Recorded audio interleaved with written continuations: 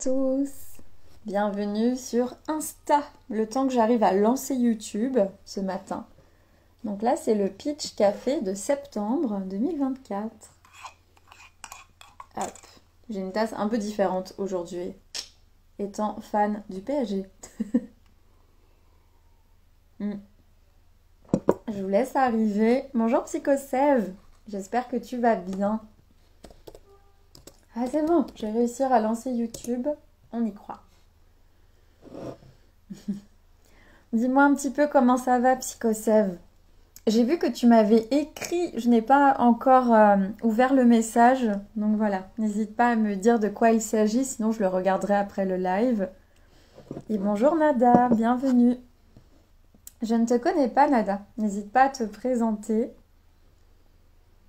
Hop. Ouais, je suis contente aussi de vous retrouver ici. Moi, j'aime beaucoup les pitch café. Je vous rappelle un petit peu comme je l'avais dit en story là il y a quelques jours. Donc, une fois par mois, de septembre à juillet, en fait, je fais un live d'un peu moins d'une heure où on parle ensemble, voilà, un petit peu de tout en fait, en termes d'études de psycho, du métier de psychologue, un petit peu tout ce qui tourne autour de ça. Et des questions que vous pouvez vous poser. Donc voilà, c'est un moment d'échange pur, donc vraiment, sentez-vous libre de me dire ce dont vous avez envie et le replay va aussi être là, donc n'hésitez pas ensuite. Alors, je prenais de tes nouvelles suite à la patiente qui avait eu des idées suicidaires. Oui, merci à toi. Donc en fait pour cette patiente, du coup donc elle a repris rendez-vous sur Doctolib pour la semaine prochaine, donc j'étais étonnée. Et donc je lui ai envoyé un mail pour savoir si elle voyait bien son psychiatre avant. Le psychiatre que malheureusement je ne connais pas, je n'arrive pas à avoir son contact via elle. Donc elle le voit la veille de me voir moi. Du coup je trouve ça pas mal dans le sens où... voilà, après un acte qui est quand même aussi important, il vaut mieux, surtout quand la personne est suivie par un psychiatre à côté, que la personne soit bien vue par son psychiatre avant. Ce qui permet ensuite, voilà, pour nous en tant que psychologue, eh bien de continuer finalement de maintenir le lien, parce qu'elle en a besoin bien sûr, mais voilà, en ayant quand même un peu cette... on va dire cette entraide mutuelle psychiatre, psychologue à ce moment-là, parce que de mon point de vue, c'est beaucoup trop lourd quand on est psychologue de ville, et si là j'étais seule, qu'il n'y avait pas de psychiatre à côté qui la suivait. Donc voilà. Mais c'est gentil en tout cas de demander. Psychosève, normalement elle a un traitement suite à son passage aux urgences. Dommage de ne pas pouvoir communiquer avec le psychiatre. Oui, en fait là je vais franchement insister mercredi en disant que voilà, moi j'ai besoin d'avoir son contact concret. Si elle refuse, voilà, de comprendre aussi ce qui se joue là, parce que parfois les patients n'ont pas très envie aussi qu'on se coordonne ensemble pour plein de raisons différentes. Donc voilà, je vais travailler ça avec elle aussi. Et oui, en fait, elle avait déjà du coup un traitement avant les urgences, donc via le psychiatre. Là, je ne sais pas ce qu'ils ont fait au moment des urgences, parce qu'elle est d'abord allée aux urgences médicales, hein, bien sûr, pour voir du coup à quel point la prise de médicaments, donc l'IMV, la tentative de suicide par médicament, du coup, est venue impacter son corps. J'ai un doute sur le fait qu'elle soit ensuite allée ou qu'on l'ait amenée aux urgences psychiatriques, parce que tout simplement, en fait, comme elle a dû dire qu'elle avait une psychologue et un psychiatre, je pense qu'au vu des effectifs compliqués dans le public, ils ont dû dire bon, on vous laisse aller vite les voir et vous reprenez avec eux le suivi. Mais là, tu vois, et en même temps j'ai envie d'en débattre avec vous tous, mais là pour moi il y a une vraie limite en fait au libéral. C'est-à-dire si je reste seule avec cette patiente, c'est très compliqué, parce qu'elle peut le refaire. Par contre, si je suis avec son psychiatre et elle sait qu'on communique ensemble, bien sûr, on dit toujours aux patients quand on va communiquer avec soit leurs proches, soit les professionnels qui les entourent. Ça, c'est très important pour l'alliance. Bah, ça peut quand même aider. Ça... Nous, bien sûr, en tant que professionnels, on se sent moins seul, mais c'est aussi le patient. C'est de se rendre compte qu'il y a une équipe autour de lui. Et il y a des patients pour qui cet aspect contenant est vraiment réparateur par rapport à leur histoire. Donc voilà. Du coup, ça a beaucoup de sens aussi de faire cette mise en lien en fait. Ok. Hop. Donc ce que je vais faire, c'est que je vais pas lancer YouTube aujourd'hui. Je vais plutôt rester sur Instagram et je mettrai la vidéo en replay sur YouTube. Oui, le côté contenant. Tu m'étonnes. Où est-ce que tu en es toi alors maintenant? Dis-moi tout. Ouais, ça c'est vraiment important. Et est-ce que justement tu as des peurs, des choses voilà, qui arrivent là dans les prochaines semaines, prochains mois, qui t'effraient un peu? Voilà, n'hésite pas aussi à en parler ici. Ah bah oui, oui, vas-y. Tu es en train de me dire, bon allez, j'en profite qu'il n'y ait personne. Ah ouais, mais complètement. Moi, tu sais, je suis quelqu'un d'assez introverti. Je ne sais pas du tout si ça se voit parce que je suis sur les réseaux sociaux. Mais je suis quelqu'un d'introverti et qui aime beaucoup être en petit groupe ou à seulement deux personnes, voilà, pour discuter. Donc j'aime beaucoup justement cette idée des lives où il y a beaucoup de personnes en fait qui regardent en replay, mais pas forcément sur le moment. Donc voilà. Donc psychosev. J'ai dû me rendre à l'évidence et accepter de faire ma L2 en 2 ans. Bon, très bien. Et tu sais, moi ça me surprend pas plus que ça parce que on a cette impression quand on est en licence qu'en fait on est obligé de suivre la voie traditionnelle qui est L1, L2, L3 en 3 ans. Mais en réalité, en fait, c'est des études qui sont extrêmement prenantes, psychiquement, physiquement, surtout quand on habite en région parisienne, par exemple, où j'avais des amis, ils avaient plus de 2 heures de trajet aller, 2 heures de trajet retour. Et je trouvais ça impressionnant, en fait, de faire autant de trajets. En fait, c'est extrêmement fatigant, sans compter bah, la vie personnelle qui parfois peut être chaotique. Bonjour Anaïs, bienvenue. N'hésite pas à te présenter si tu as envie. On est en train de parler avec Psychosev, voilà, de l'idée de faire sa L2 en 2 ans.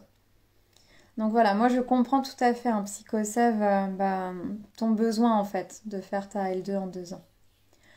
Donc tu disais aussi, donc l'année dernière j'ai validé 14 matières, il m'en reste 6 cette année. Bah écoute, c'est très bien. Après je trouve ça énorme, t'avais vraiment 20 matières en L2. Moi j'ai le souvenir d'en avoir une dizaine. L1, L2, L3.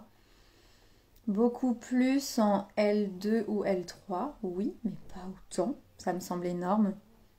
J'ai frôlé le burn-out, bah j'imagine. Et tu sais, au cabinet, je reçois beaucoup de jeunes adultes en fait. Et clairement, qui sont dans des problématiques de burn-out. En fait, il y a une telle pression. C'est ça aussi qui est amusant avec comment évolue la société, je trouve, en France, c'est que il y a une image maintenant de tout le monde doit avoir un diplôme, c'est-à-dire entre guillemets un master, pour pouvoir réussir sa vie, ce qui est une image, hein, c'est pas forcément vrai. Et donc tout le monde se met beaucoup la pression pour aller vers ça. Et il y a aussi bah, cette pression parfois des écoles, des prépas, où il y a un peu ce truc de il faut être le meilleur. En psycho, la sélection fait qu'on va aussi vers un système de il faut être le meilleur parce qu'on pense que les notes vont faire qu'on va forcément être pris au moment de la sélection.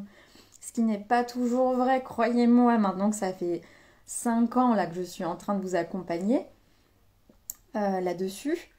Donc voilà, moi je le redis, hein. Hier, comme je vous ai dit en story hier soir, j'avais une patiente que je suis qui est en train de terminer sa thèse, voilà, qu'elle a commencé, du coup qu'elle a fait pendant 6 ans. Elle est complètement épuisée, voilà, son corps somatise énormément. Et en fait, ce qu'elle me disait, c'est à quel point elle trouve ça fou qu'en fait sa tête exige autant d'elle alors que son corps finalement n'en peut plus et qu'elle n'arrive pas à écouter son corps qui lui demande de stopper l'effort, d'aller moins vite, moins fort.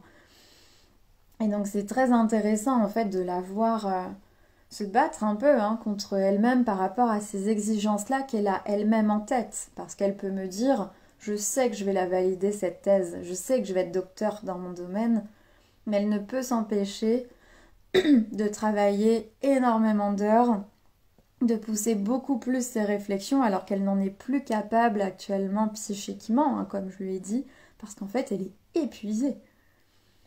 Et c'est assez incroyable ça, comment on peut, via nos pensées, en fait, via des biais cognitifs aussi, se faire croire des choses.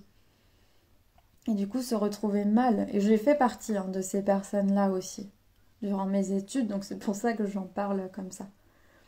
Psychosève, il y avait surtout beaucoup de choses en parallèle au niveau perso, voilà.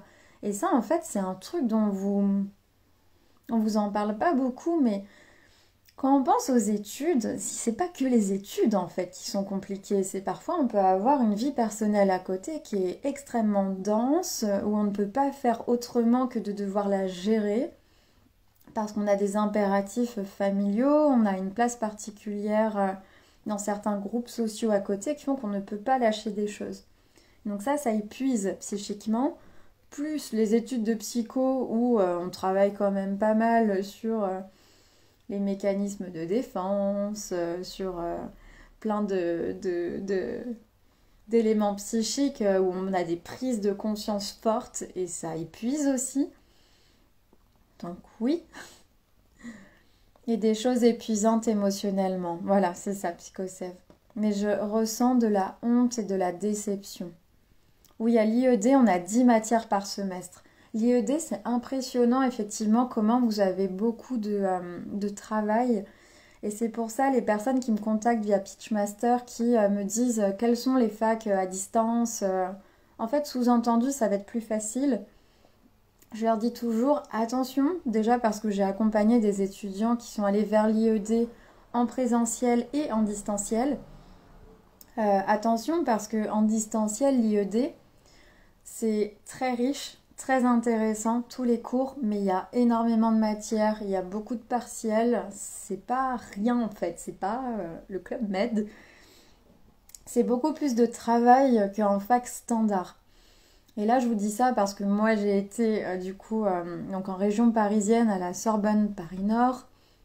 J'ai eu quelques cours à Paris 7. J'ai eu mon master recherche anciennement Paris Descartes. Donc en fait, j'ai fait 3 facs différentes pendant mes études de psycho. Et on sent le niveau d'exigence qui est différent. L'IED, c'est dur. Donc voilà. Je vais un petit peu partout là quand je parle, mais les personnes qui pensent sincèrement aller vers des études à distance, posez-vous la question de est-ce que vous vous sentez capable de planifier et d'avoir du temps pour travailler sur toutes ces matières-là et de bien vous organiser avec une discipline, d'accord? On ne parle pas de motivation. La motivation, c'est quelque chose qui fluctue. La discipline, c'est quelque chose qu'on va s'imposer pour arriver à se cadrer, à avoir un rythme qui fonctionne. Donc voilà, posez-vous bien ces questions-là aussi par rapport aux études à distance. Et comme Psychosève, et je connais d'autres étudiants qui ont fait ça, si besoin, mais allez-y, faites votre année universitaire en 2 ans, que ce soit en licence ou en master. En fait, vous allez juste avoir besoin de justifier auprès de l'équipe pédagogique de pourquoi vous avez besoin de le faire en 2 ans. Ça peut être dit à n'importe quel moment de l'année. Moi, ce que je vous conseille quand même, c'est comme l'a fait Psychosève, en fait, c'est de valider au mieux les matières la première année, surtout avec une moyenne plutôt haute, et ensuite la deuxième année de se concentrer sur d'autres matières. Après, c'est pareil, quand vous le faites en 2 ans, en fonction bien sûr de votre état. Là, Psychosève, tu me dis que tu es épuisé, donc l'idée c'est pas de faire 40 fois plus, d'accord? Mais pour ceux qui sont pas forcément épuisés, mais qui ont ressenti le besoin de prendre le temps et de le faire en 2 ans, une année, vous pouvez très bien vous dire, dans ce cas-là, je vais faire un peu de bénévolat à côté, en lien avec mon projet professionnel de psychologue. Et donc là, c'est intéressant parce que du coup, on va voir sur votre CV, ok, la personne l'a fait en 2 ans, bon, mais on voit surtout que la personne a eu des expériences à côté en lien. Que ce soit rémunéré ou non, ça reste important. Par exemple, moi j'avais fait un travail un tout petit peu rémunérateur d'accompagner une amie collègue de promo aveugle pendant 2 ans quand j'étais en fac avant la psycho, en fac de langue. Et en fait ça a beaucoup intéressé par exemple les profs pour me faire entrer ensuite en licence de psycho.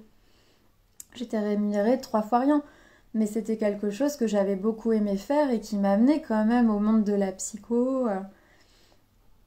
Voilà, et c'était la seule expérience que j'avais à l'époque avant d'entrer en licence. Mais voilà, n'hésitez pas aussi à aller vers ça, à faire quelques conférences. Il y en a des gratuites, mais elles ne sont pas toutes payantes du tout. Quand elles sont payantes, réfléchissez bien si c'est vraiment important pour vous. Mais surtout, faites des choses payantes ou gratuites. Enfin, prenez du temps pour vos études, mais dans ce qui vous intéresse. Pas dans le but de vous dire « Oh, ça va faire bien sur mon CV, donc je vais le faire ». Si ça ne vous intéresse pas, n'y allez pas, ne le faites pas. Je parle pas des stages, hein. Quand je dis ça, je parle vraiment des expériences en plus, colloques, conférences, cours supplémentaires. Pas pour faire bien, mais vraiment parce que ça vous intéresse et ça a un lien avec votre projet pro de psy. Et ce projet pro, il évolue. Moi, je me souviens en L1, il faudrait que je retrouve ce que j'avais écrit pour rentrer du coup en fac. Mais j'avais écrit quelque chose comme je vais travailler dans le domaine humanitaire, être psychologue auprès de migrants. Je crois que j'avais écrit quelque chose comme ça, que ce soit en France ou ailleurs. Et en arrivant en L3 au moment de la sélection, j'ai écrit le fait que je voulais effectivement continuer de faire ça, mais j'avais quand même l'envie de travailler en hôpital, plus précisément en maternité, en France ou ailleurs. Et j'avais exprimé le souhait aussi d'être en libéral plusieurs années après. L'opportunité a fait que, une fois diplômée, j'ai fait 8 mois en LAEP, lieu d'accueil enfants-parents, en tant que psychologue accueillante, on appelle ça, auprès de bébés et de parents.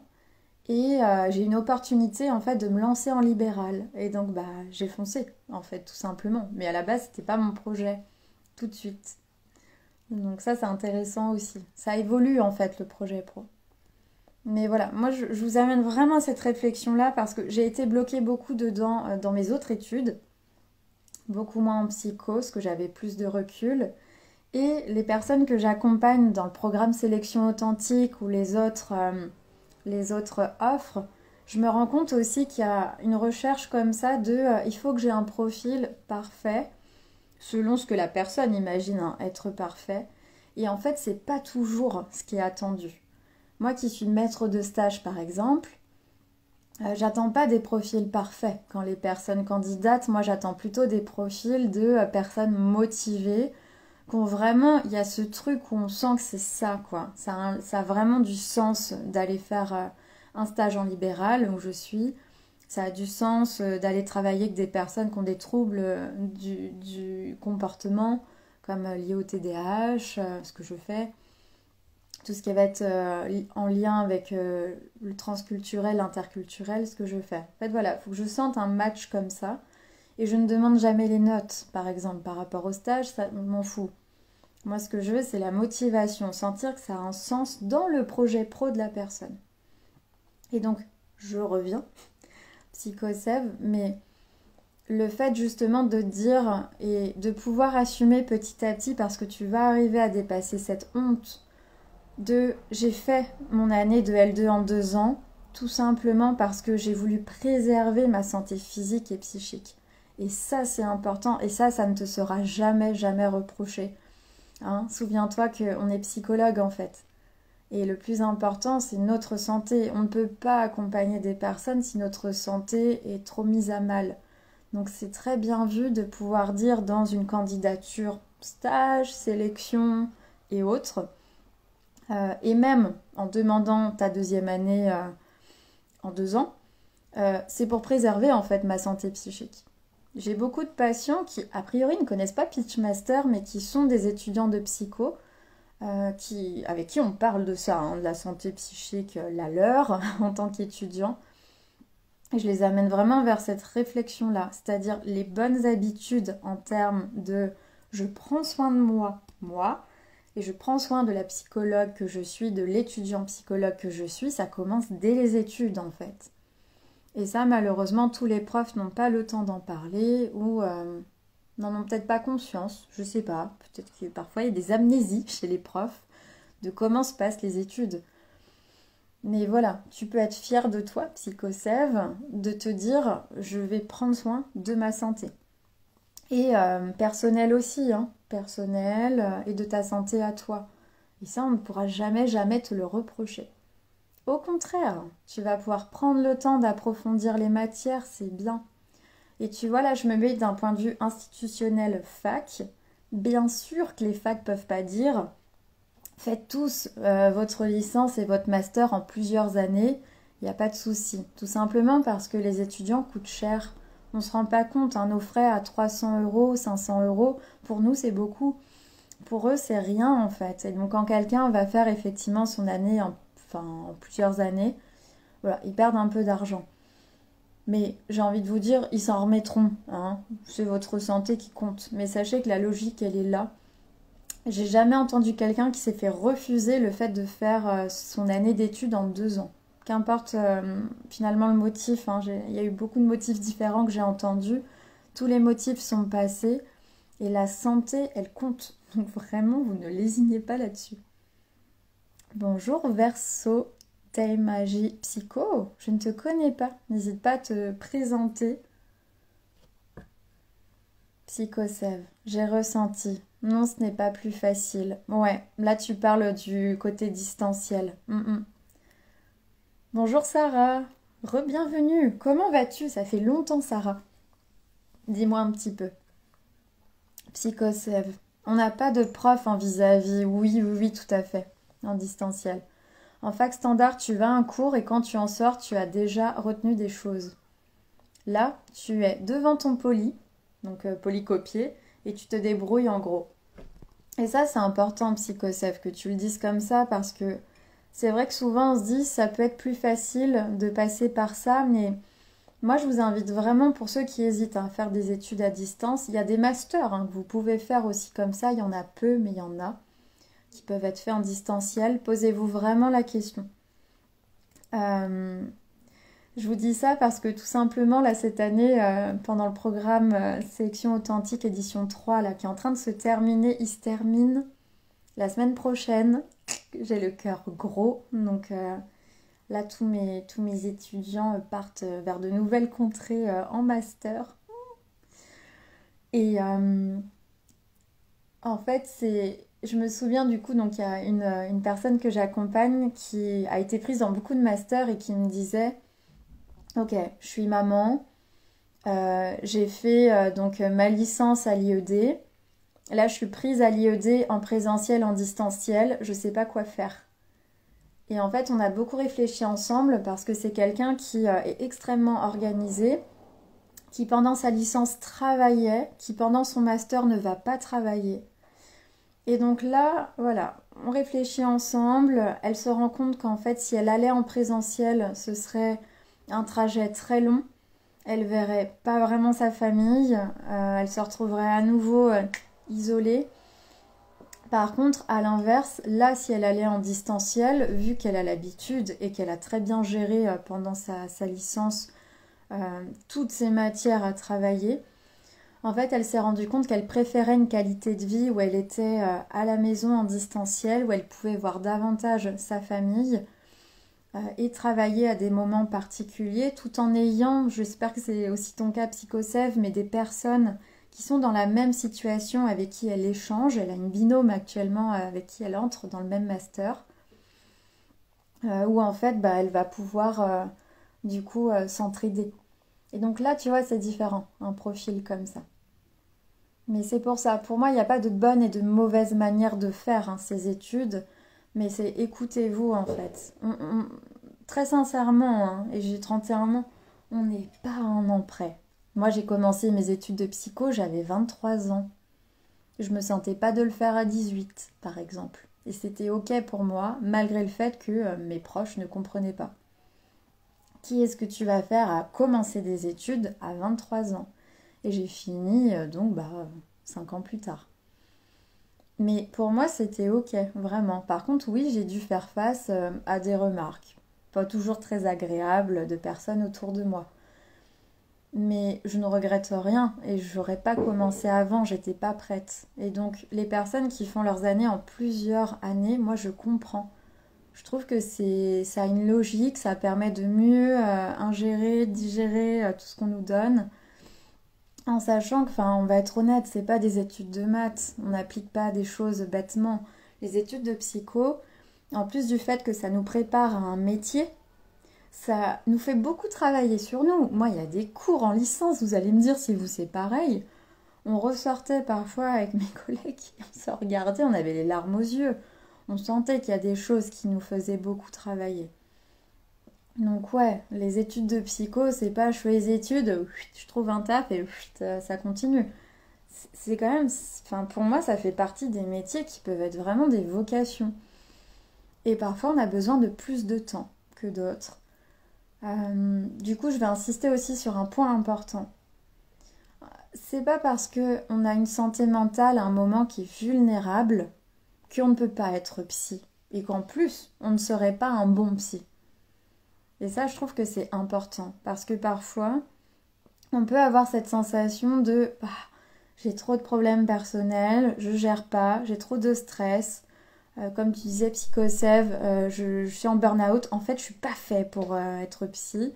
Je vais pas y arriver en tant que professionnel et je peux pas accompagner des gens. Alors, vous avez le temps, d'accord? En termes d'études pour acquérir des choses, moi je conseille et je le redis encore et encore, on a besoin de faire un travail sur nous pendant nos études de psycho. Oui, ça peut être cher, mais il y a un moment donné, il faut aussi pouvoir choisir en fait ce qu'on préfère. C'est préserver sa santé mentale pendant les études, psycho ou autre, soit dit en passant, mais pendant les études de psycho pour finalement continuer d'intégrer ce qu'on apprend, voir aussi avec un professionnel comment ça se passe. Le dispositif Mon Psy, je n'en fais pas partie, mais il s'est amélioré, il y a une prise en charge qui est meilleure. Donc c'est possible en fait, il y a des moyens maintenant. Il y a des psychologues au Crous qui vous reçoivent gratuitement. Oui, il y a une liste d'attente, mais c'est possible. Il y a les CMP qui reçoivent gratuitement. Il y a une grande liste d'attente, mais c'est possible. Vous pouvez aussi trouver des psys, un peu comme moi je fais pour le coup en tant que psychologue, où je prends des étudiants, où en fait on va faire des tarifs moins chers pour permettre aux étudiants d'avoir un suivi assez régulier. Donc c'est possible et je trouve que en cette rentrée, voyez un peu comment se sont passées vos autres années d'études et demandez-vous si ça vaudrait pas le coup en fait d'investir un peu d'argent, quitte à demander à vos proches, à vos parents, de vous aider à financer ça. Pour vraiment avoir un espace où vous pouvez un peu lâcher les choses. Ça c'est important. Bonjour Dub S, bienvenue. Je ne te connais pas. N'hésite pas à te présenter. Psychosef, donc qui parle justement des études à l'IED et en distanciel.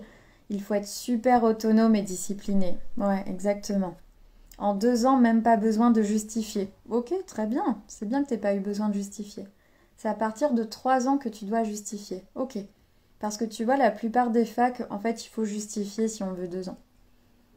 Bon, très bien. Oui, je vais commencer un stage en octobre et je continue la ligne d'écoute avec enfance et partage. Ouais, tu vois, tu fais déjà pas mal de choses à côté, hein. Ok, super. Ton stage, dis-moi, il est où? Qu'est-ce que tu vas faire?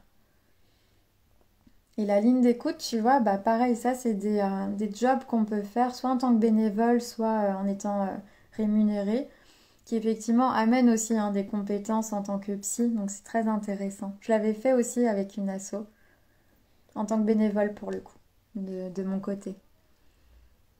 Psychosave, oui, pareil pour les conférences et les webinaires associés au projet pro. Exactement. Associer les choses en fait. C'est-à-dire, moi ça par exemple, c'est un contre-exemple. Moi j'avais fait énormément de conférences. À l'époque, il n'y avait pas trop de webinaires, mais beaucoup de conférences, de colloques. Gratuit toujours, c'était mon leitmotiv, je voulais du gratuit quand j'étais étudiante. Et en fait, au moment de la sélection, j'ai voulu mettre la liste de tout ça dans mon dossier papier à l'époque. Et en fait, j'ai oublié de la mettre. Et donc là, je me suis dit, mais c'est amusant parce que je m'étais embêtée à faire toutes ces conférences pour montrer que je m'intéressais à tout. Et en fait, j'ai oublié de mettre le document. Donc voilà, je me dis, c'est marrant. En réalité, je me rends compte aussi que tout ce que j'ai fait, c'était de la curiosité pour pouvoir apprendre des choses un peu différentes, voir ce qui m'intéressait vraiment. Donc c'était chouette. Mais la moitié des conférences, finalement, je m'en fichais un peu. Et je pense que c'était plutôt pour faire un truc de m'as-tu vu, regardez, je m'investis beaucoup.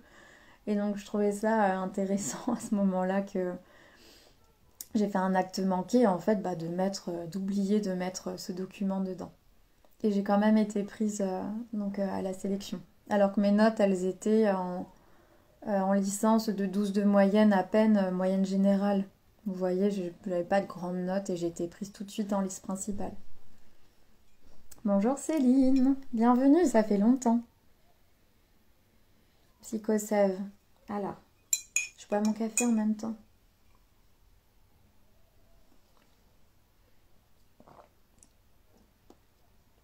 Cette honte, c'était sur le moment. Aujourd'hui, je le mets à profit pour faire un stage par exemple et coudre. Ça, c'est génial. C'est super. Mais vous voyez, ces moments-là qu'on a dans la vie, et moi c'est pour ça que j'adore le programme Sélection Authentique là, que j'ai lancé. Et donc là, la 3e saison se termine, la 4e va commencer en novembre 2024. C'est parce qu'en fait, je vous vois avoir des mouvements comme ça de ok, je suis motivée, ok, j'ai hyper peur, ok, en fait, je veux plus le faire. Et je vais quand même y aller parce que c'est ce que j'ai envie de faire, mais j'ai peur. Et en fait, moi, je vous accompagne vraiment dans tous ces mouvements comme ça psychiques que j'ai eu moi-même, que mes proches ont eu quand ils faisaient aussi leurs études de psycho, et du coup, les coachés que j'ai accompagnés. Le plus important dans ces moments-là, c'est vraiment de s'autoriser, et je sais que c'est difficile, à vivre ces émotions.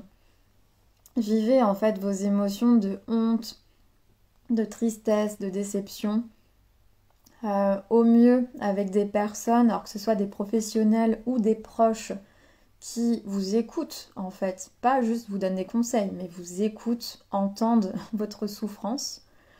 Et petit à petit, vous allez digérer ça et ensuite vous allez le transformer.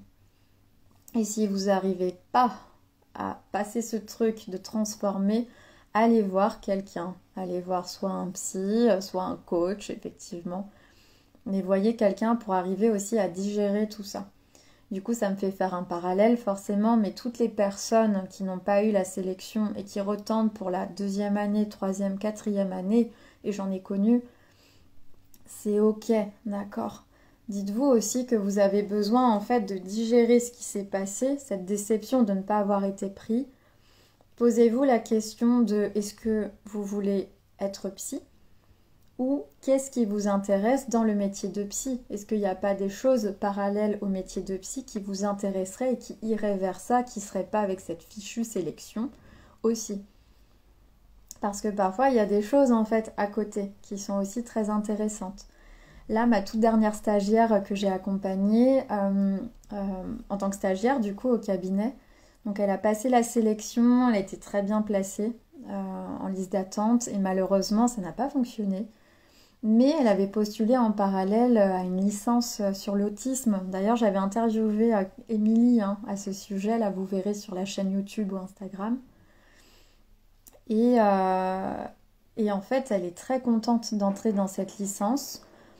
Elle me dit qu'elle verra du coup si effectivement elle va aller vers ensuite un master de psycho ou si elle va aller directement en tant qu'intervenante spécialisée dans l'autisme.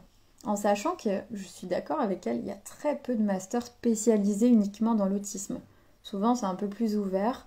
Et donc, les licences pro spécialisées dans l'autisme, Toulouse, Paris et encore une autre ville, il me semble, bah, en fait, c'est génial, on en a besoin. Enfin, moi, en tant que psy, je ne suis pas spécialisée là-dedans. Et des personnes comme ça, ultra spécialisées, mais c'est des perles. On a besoin de ces personnes-là. Donc, posez-vous aussi cette question-là de pourquoi le métier de psy. Ça, vous voyez, là, les questions là, que je vous pose, c'est ce que je fais dans le programme Sélection Authentique. C'est en général en novembre, je viens bien titiller en fait les coachés, je leur demande mais ok, pourquoi psy? Pourquoi plutôt dans ce champ-là? Qu'est-ce qui te motive vraiment intérieurement et dans des questions assez profondes? Parce qu'en fait ça permet de tenir aussi pendant la sélection et de savoir pourquoi on se fait vivre ça. Hop. Donc Sarah, bonjour. Ces jours-ci, c'est la rentrée M2 Trauma à Metz. Waouh! C'est toujours sympa de repasser ici et d'écouter tes conseils, peu importe notre niveau. Oh, c'est gentil, merci beaucoup Sarah. Et comment tu te sens alors pour la rentrée? Comment ça va là? Parce que du coup, là, dans l'idée, dans un an, tu es psy. Donc voilà, comment tu te sens un peu? Est-ce que tu as pu trouver un stage? Commencer là-dessus. Donc voilà, n'hésite pas à dire. Et c'est vrai que ça fait un petit moment que tu me suis, donc c'est chouette. Moi, j'aime beaucoup ça aussi, de voir, en fait, vous voir évoluer. Et c'est top. Ça fait vraiment plaisir. Et oui, c'est un peu l'idée de Pitchmaster aussi, hein. C'est que j'aime beaucoup viser les personnes qui sont en licence. Moi, j'ai plutôt cette spécificité avec les L3 par rapport à la sélection. Mais Marine et Maxime, par exemple, ils vont être beaucoup autour du master directement, autour des mémoires, des écrits universitaires. Donc voilà, on est trois là maintenant à Pitchmaster. Et d'ailleurs, Sarah, si tu as envie un jour que je t'interviewe, n'hésite pas. On pourra faire un live ensemble ici pour que tu puisses expliquer aussi le master. Si tu te sens à l'aise avec ça. Et les personnes d'ailleurs qui regardent la vidéo, n'hésitez pas hein, si vous avez envie de parler de votre master. Je ne sais pas comment vous aider. Ouh, ça m'a fait peur. Même si j'ai déjà interviewé des personnes il y a quelques mois ou quelques années, c'est ok. Parce qu'en fait, c'est toujours bien aussi d'avoir des personnes différentes qui vont parler de leur expérience dans les masters et dans leur licence de psycho. Alors, Psychosev. Et en général, on est à l'IED parce qu'on travaille. Oui. Oui, tout à fait. C'est confortable parce que l'on est chez nous et on a des groupes. Ouais, ça c'est bien. Et je suis ravie malgré toutes les difficultés. Et je rebondis un Psychosev en disant qu'effectivement, discipline et autonomie, c'est le minimum en fait pour arriver en études à distance. Sinon, c'est extrêmement compliqué. Moi, j'ai jamais fait, malgré toutes les études que j'ai faites, j'ai jamais fait d'études à distance. Je pense que j'aurais du mal et que, à l'inverse, j'ai besoin d'un cadre où vraiment je sais quand est-ce que je me rends dans telle structure pour aller étudier. Et voilà, ça m'aide davantage. Psychosev. Je suis en reprise d'études et j'ai 47 ans. Donc reprise à 45. Bah c'est ça. Et en fait, tu vois, en psycho, c'est beaucoup, beaucoup ça. C'est ça aussi qui est chouette, c'est de voir en fait les différences comme ça de parcours, d'âge. Enfin, pareil, de temps en temps, j'ai des personnes qui me disent mais j'ai envie de reprendre les études, mais je me sens trop vieux, trop vieille pour le faire. Et je leur dis mais foncez. Si c'est ce que vous avez envie de faire, allez-y. Après, posez-vous juste la question de financièrement, comment vous allez gérer. Si vous avez une famille, comment vous allez faire aussi. Parce que ça demande quand même certaines concessions. Et je leur parle aussi souvent des masters qui n'ont pas toujours lieu dans la région où ils souhaitent. Et donc ça aussi, c'est des choses à prendre en compte. Mais c'est possible. Alors, Psychosev, le stage est en centre maternel de pré-placement à l'ASE. Ok, waouh, hyper intéressant. En plus, c'est très en lien du coup avec la ligne d'écoute que tu fais. Pour la ligne d'écoute, je suis bénévole. Ah, c'est hyper chouette. Bah écoute, tu nous raconteras, tu nous diras comment ça se passe à partir d'octobre. Et c'est super, tu vois, là, t'es en L2, t'as un stage. Enfin, c'est rare en fait d'avoir des stages dès la L2. Donc, et encore une fois, je pense que c'est aussi toute la maturité que tu as qui joue. Ça, c'est clair. Bonjour Delphine, ça fait longtemps aussi. Bienvenue. Débo Amar, je ne te connais pas, n'hésite pas à te présenter. Psychosef, tu me dis, et je suis frustrée car je devais prendre le programme sélection cette année. Oui, c'est vrai. Oui, il n'y a pas de souci. Tu pourras le prendre l'année prochaine sans problème. De toute façon, voilà, moi dans l'idée, ce serait tous les ans à partir de novembre, en tout cas jusqu'à nouvel ordre, hein, tous les ans à partir de novembre, et ça continue jusqu'à mi-septembre, parce que j'aime bien en fait vous voir dans les rentrées et voir comment vous appréhendez un peu votre nouvelle vie, que ce soit dans une autre ville, un autre pays, hein, parce qu'il y a parfois des personnes qui ne vivent pas en France, ni métropolitaine ni outre-mer et qui passent la sélection, ce qui est le cas cette année d'une personne canadienne. Et aussi en fait voilà de vous accompagner là-dessus. C'est pas juste je vous fais passer la section et vous vous débrouillez. Le programme c'est vraiment quelque chose de long où vous pouvez venir sur les coworking, les cercles de parole que vous voulez. Il y a une obligation de rien du tout. Mais vous savez que vous avez des espaces de groupe et individuels avec moi où vous pouvez être soutenu. Sarah Délice, je suis enthousiaste et en même temps terrorisée de me retrouver face au premier patiente. Peu confiance en moi, ça passera dans quelques mois, j'espère. Je comprends. Je me souviens encore quand je me suis retrouvée, alors au LAEP, mon premier poste, ça me l'a moins fait, parce qu'on était psychologue accueillante, donc en fait, les parents venaient avec leur bébé, c'était une ambiance un peu différente. Mais quand j'ai été en cabinet seule et qu'il y avait mon premier patient qui attendait dans la salle d'attente, mon seul gros questionnement, c'était comment je dis bonjour. Je me demandais si je devais serrer la main, dire le nom de la personne, dire le prénom et le nom, aller vers elle. Enfin, c'était très drôle. Donc oui.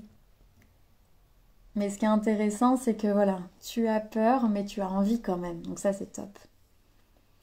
Et fais-toi confiance là-dessus. Dis-toi que ça vient aussi vraiment avec l'expérience. Bien sûr, les stages vont t'aider, mais c'est avant tout quand tu vas te lancer pour de vrai. Et n'hésite pas à regarder du coup le deuxième compte que j'ai créé avec une coach, Kelly, qui s'appelle Start 1, chiffre 1, Job, où en fait on parle justement de l'idée de passer des études au premier emploi. Et ça peut t'aider par rapport à toutes ces questions-là, parce qu'en fait, moi je raconte aussi pas mal cette expérience de nouveau psy. Et donc sur YouTube ou même Instagram, Start un Job, tu vas trouver des petites vidéos où on raconte un peu tout ça, tout ce qui est lié au syndrome de l'imposteur par exemple, à la confiance en soi. Sarah, a priori j'ai trouvé un stage en centre de santé et d'éducation sexuelle. Waouh, hyper intéressant, ça c'est super. Je te souhaite de vraiment pouvoir y aller parce que dans nos formations de psychologue, nous n'avons absolument pas de cours là-dessus. Ou du moins, si on en a, ça va être un cours sur les traumas liés aux violences sexuelles, ce qui est déjà ça, mais c'est très peu. Donc voilà. Moi, tu vois, par exemple, j'avais fait un DU pendant mon M1. Je ne recommande pas de faire des DU en même temps que vos masters, ni en même temps que vos années de licence. Mais soit vous le faites entre, soit vous le faites après. Et, parce que c'est une grosse charge de travail et je l'ai fait en santé sexuelle. Et j'ai adoré et ça me sert énormément actuellement dans ma clinique en libéral. Sarah, donc tu dis courage psychosef, je suis passée par l'IED aussi en L3 en 2 ans. Bon, voilà. Psychosef, félicitations Sarah, c'est génial.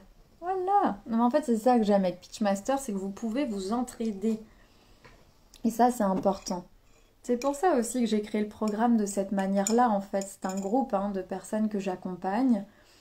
Je ne vous prends pas sur vos notes. Je ne demande pas vos notes, d'ailleurs. Je vous prends, en fait, sur votre motivation, sur votre capacité de remise en question et d'arriver à être en groupe. Et en fait, à partir du moment où, en gros, vous cochez ces cases-là, moi, c'est avec plaisir que je vous accompagne dans le programme. Donc là, ce que je vais faire, c'est que fin septembre, début octobre, je vais communiquer davantage sur le programme Sélection Authentique numéro 4, du coup, qui va arriver. Voilà, pour vous en parler. Il sera sensiblement pareil que cette année. en termes voilà, de ce qu'il y aura à l'intérieur. Mais bien sûr, j'améliore toujours chaque année les choses. Par exemple, là, j'ai intégré pour la saison 3 là, qui se termine le fait d'être davantage aussi focus sur la recherche de stage. Et donc là, pour la saison 4, je vais complètement intégrer la recherche de stage dans le programme Sélection Authentique. Parce que c'est un vrai questionnement que vous avez chaque année. Et finalement, je trouve intéressant de coupler les deux. Comme ça vous permet d'être aussi accompagné là-dessus. Donc voilà, c'est un 10 en 1 ce programme. Donc ouais. Mais en tout cas, super, je suis très contente d'avoir fait ce pitch café avec vous toutes, j'ai envie de dire. Même si je sais qu'il y a des garçons qui suivent aussi Pitchmaster. Mais voilà, n'hésitez pas en après-coup à poser des questions en commentaire s'il y a des choses qui vous ont interpellé pendant la vidéo ou des questionnements qui vous arrivent et j'y répondrai. Et on se voit du coup début octobre pour un prochain pitch café. Et sinon, MP, mail, n'hésitez pas. Vous pouvez vraiment me contacter. Je mets du temps à répondre, mais je réponds. Voilà, donc n'hésitez pas. Eh bien, je vous souhaite une très très bonne journée. Elle est ensoleillée là à Paris, ça fait du bien, donc on en profite un peu. Moi cet après-midi c'est cabinet. Et ensuite je pars en week-end voir ma famille, que je n'ai pas vue depuis quelques semaines. Donc voilà. Du coup, prenez bien soin de vous et n'hésitez pas, vous m'écrivez si besoin. Sarah Délice, merci à toi, bon week-end. Bon week-end aussi, à très bientôt les filles. Au revoir.